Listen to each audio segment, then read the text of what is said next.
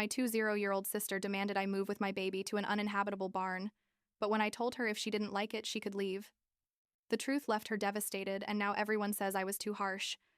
I'm 26 years old. I work from home as a freelance graphic designer, and honestly, I never thought I'd be raising 3 teenagers at my age, but here we are. 2 years ago, my grandmother Florence died and left me her country house, that old farmhouse where we used to spend summers when we were kids, and along with the house came a responsibility that basically changed my life completely. My parents died when I was 18, my mom from cancer and my dad like 2 years later in a car accident, and since then, Grandma took care of all of us. I mean me, my sister Brittany, who's now 20, Logan, who's 16, and Chloe, who's barely 13. When Grandma died, she made everything clear in her will. She left the house to me specifically because, in her words, I was the only one responsible enough to keep the family together. She didn't leave it to all 4 of us equally or anything like that. She left it to me with the implicit condition that I make sure my siblings had a home until they could fend for themselves. The house is huge, like one of those old country houses with 3 floors, a bunch of rooms we don't even use anymore, and a barn in the back that's basically falling apart. This house is like 120 years old. You can tell in everything, in the floors that creak, in the windows that don't close properly, in the pipes that make weird noises at night. But it's our home, you know? It's all we have left of Grandma, and that whole time when things were simpler and we had a complete family, I took legal guardianship of my siblings without thinking twice, signed all the papers, became their official guardian in the eyes of the law, and honestly, I thought things were going to be difficult but manageable. Brittany was in college, Logan in high school, Chloe just starting adolescence, and me trying to hold everything together while building my career and basically learning to be an adult on the fly. The first few months were weird. I'm not gonna lie. Brittany acted like she was also an adult and had just as much right as me to make decisions about the house, which technically wasn't true because legally I was responsible for everything. But I tried not to be too strict about it because I also didn't want to be the bossy sister who suddenly thinks she's mom. Logan is super chill, like that kid who never causes problems, always in his room playing video games or doing homework. And Chloe, well, Chloe is sensitive. She gets stressed with any conflict and has been going to therapy since Grandma died because the death affected her a lot. So my priority has always been to keep peace in the house, make sure everyone feels safe and that we have something resembling a normal family life, even though our version of normal is pretty chaotic. Everything was going relatively well. We had our routine. I worked from home, so I was available when the kids came home from school. We cooked together some nights, watched movies on Fridays, stuff like that. Brittany came and went, sometimes stayed on campus with friends, sometimes came back for weeks. Kinda unpredictable, but it was never a big problem. She paid what she could for food when she worked part-time, though honestly I covered most of the expenses because my parents' life insurance and some money Grandma left allowed me to maintain the house without it being too tight. And then, like 6 months ago, I found out I was pregnant. It wasn't planned, obviously. My boyfriend Mark and I have been together for 3 years. He works in construction and spends a lot of time traveling for work, but we have a solid relationship, and when I told him about the pregnancy, his reaction was immediate. He said he wanted to be there, that he wanted to start a family with me, that we were going to make it work. And I, after the initial shock, felt really happy. Like, yeah, the timing wasn't perfect. I still had 3 younger siblings under my care, and the house wasn't exactly in ideal condition and 1,000 other things, but I also felt like this was something good, something I was building for myself in the midst of all the chaos. Mark started staying at the house more, helping with repairs and stuff. And we decided that after the baby was born, we'd probably look for our own place, but for now, it made sense to stay there where I was already established with my siblings.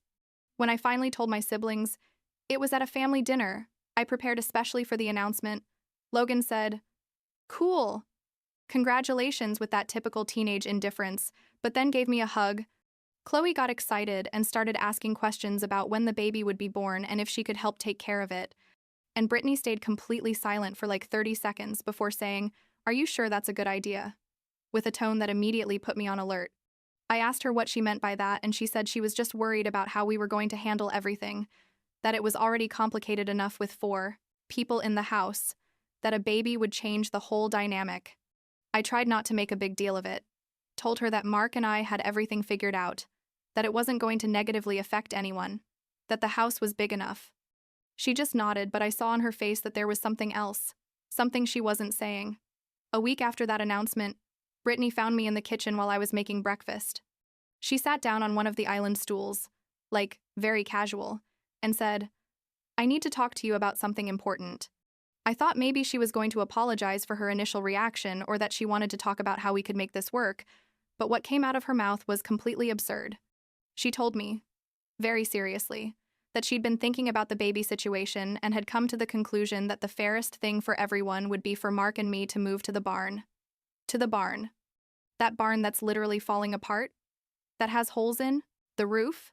That doesn't have proper heating or a functional bathroom? That's basically a glorified storage shed full of Grandma's old stuff. I stared at her like waiting for her to say it was a joke, but she kept talking, saying the baby was going to make a lot of noise, that it was going to interrupt her sleep when she came to visit, that she needed to focus on her studies and couldn't have a newborn crying at all hours, that basically it would be better for everyone if Mark and I had our own separate space. I said, "Brittany, did you hear what you just said? You're asking me to move with my baby to a barn that doesn't even have complete walls?" And she said, "Well, you could fix it up. Mark works in construction. He could make it work. And besides, you don't technically need to be in the main house if you're going to have your own family now." The conversation got tense really fast. I reminded her that this was my house, that Grandma left it to me specifically, that I was the legal guardian of all of them, including her even though she was technically already an adult, and that the mere suggestion that I move to an uninhabitable barn with a newborn baby was completely ridiculous and insulting. She got defensive, saying she was just trying to find a solution that worked for everyone, that it wasn't fair that she had to sacrifice her comfort for my decision to have a baby, that she also lived there and had a right to her space and her peace. I told her that nobody was asking her to sacrifice anything, that the baby would have its own room on the second floor, far from where she slept when she was there, and that frankly, if she couldn't handle the idea of a baby in the house, then maybe she was the one who should consider living somewhere else permanently. That was like 4 months ago, and since then the situation has gotten increasingly tense. Brittany started doing the silent treatment.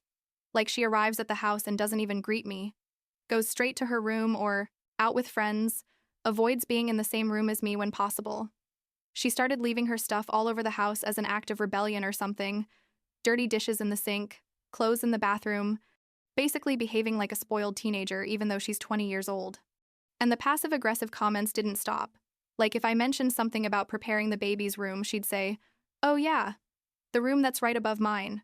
How convenient." Or if I talked about buying things for the baby, she'd say, "I hope you don't expect everyone to pay for that."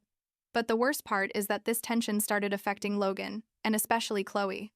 Logan, as always, stayed on the sidelines, but Chloe started getting anxious again.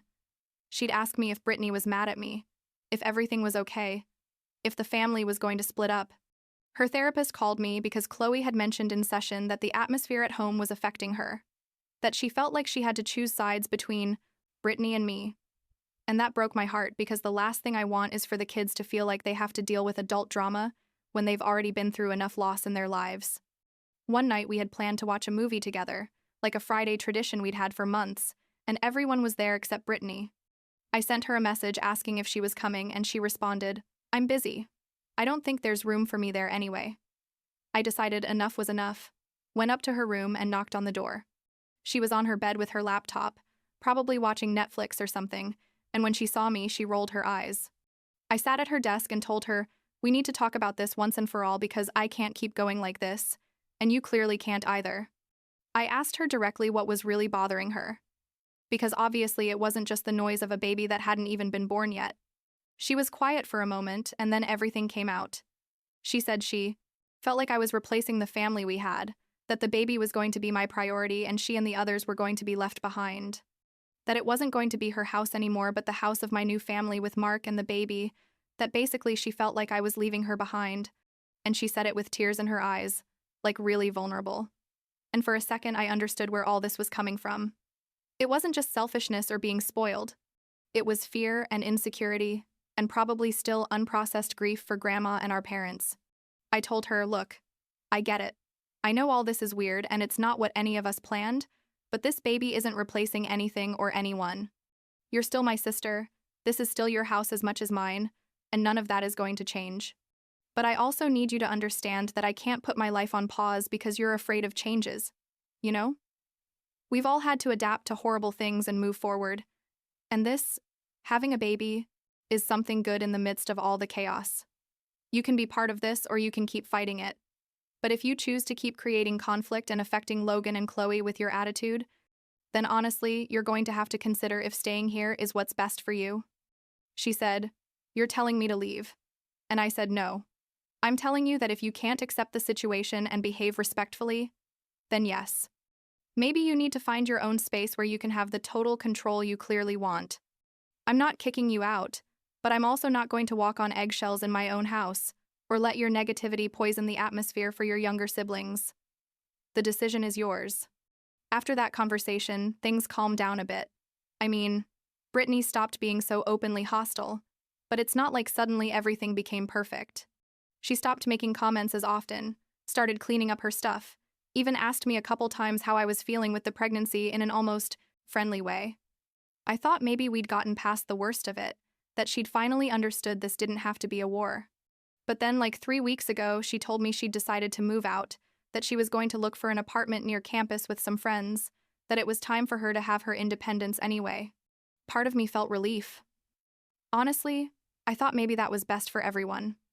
That she needed that space to grow and I needed to not be constantly worrying about whether something I did was going to offend her. I told her that was fine with me, that I understood her decision, that I'd support her financially as much as I could at first, though I made it clear I couldn't maintain 2 households indefinitely. 2 weeks went by of her supposedly looking for an apartment, and I started to notice she was still there, that there were no real changes to her plans. I asked her how the search was going and she got evasive, said it was harder than she thought, that prices were crazy, that her friends had changed their minds. Basically, it became clear that she'd announced she was moving out in a moment of impulse without really thinking about the logistics or whether she could afford it. Last week, she finally sat me down and told me she'd been rash, that she wasn't ready to move out yet, that if it was okay, she'd stay for now. And what was I going to say? She's my sister. Of course she can stay. It's her house too, regardless of all the drama. I told her yes, but that we needed to establish some clear things. Like if she stayed, she had to commit to maintaining a positive or at least neutral attitude, that I wasn't going to tolerate more passive aggressiveness or comments that made others feel uncomfortable, and that when the baby was born, I expected her to be respectful of our schedules and needs, as we would also be of hers. She agreed. Kinda reluctantly, but she agreed. Now we're in this kind of awkward truce where things aren't perfect, but at least we're not actively fighting. Brittany has been a bit more considerate. The other day, she even helped me put together the crib without me asking, though she didn't talk much during the whole process. Chloe seems more relaxed now that the tension has gone down. Logan is still Logan, like completely oblivious to all the drama. And I'm trying to focus on preparing for the baby coming in 2 months. On making this place feel like a safe home for everyone, including my child on the way. Did I do the right thing by confronting her the way I did? I don't know. Sometimes I feel guilty for telling her to leave if she couldn't accept the situation. Like, was I too harsh? But I also know I couldn't keep allowing her attitude to poison everything, especially with Chloe being so susceptible to family tension. Grandma left me this house to keep the family together, and that's what I'm trying to do. But keeping a family together doesn't mean letting one person dictate how everyone else should live their lives. Mark says I did the right thing, that sometimes tough love is necessary. And my therapist says that setting boundaries is healthy and necessary, especially when you're in a position of responsibility like mine. But I still wonder if Brittany has really accepted the situation, or if she's just waiting for the baby to be born, to see how she really feels about it. I guess time will tell. For now, we're all under the same roof trying to make it work, and that has to be enough.